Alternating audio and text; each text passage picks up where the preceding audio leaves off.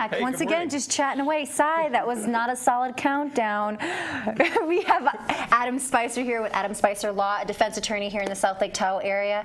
You just moved offices. Yeah. Back in November, I moved spaces into 2269 James Avenue, so right on the corner of James and Tahoe Keys.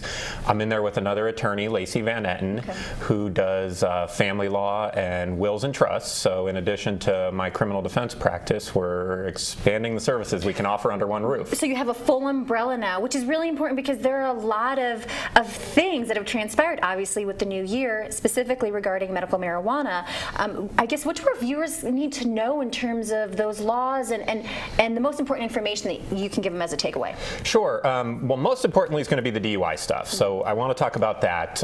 Really, the big changes this year, Megan, have been more regarding recreational marijuana, not medical marijuana. The truth is, with regards to California and Nevada, both states already had medical marijuana, and the implementation of recreational marijuana didn't change too much. Okay, both states now it's legal for adults 21 and over to possess, use, consume marijuana.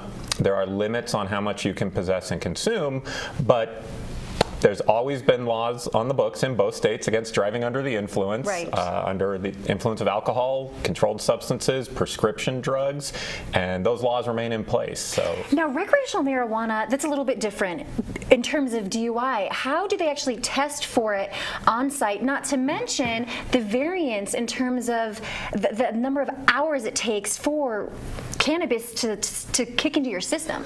Well, to kick in and to exit your system is another interesting part of that. On-site testing is really lagging behind. I mean, in terms of something instant to tell you a level of intoxication, we're not there yet with the science.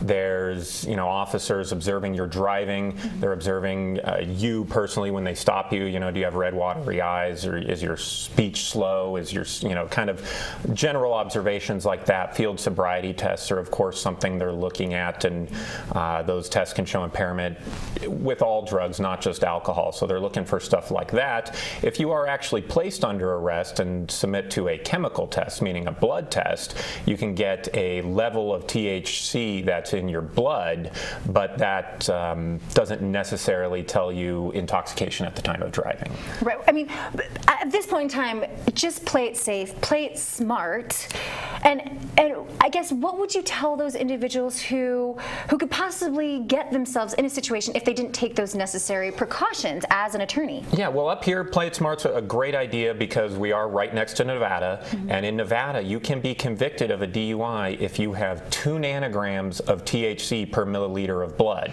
So just like we have a 0.08% legal limit with alcohol, Nevada says if we arrest you and test your blood and you have 2 nanograms of THC per milliliter of your blood, it's basically a DUI whether you're intoxicated or not. And the science tells us you could have that level days after smoking.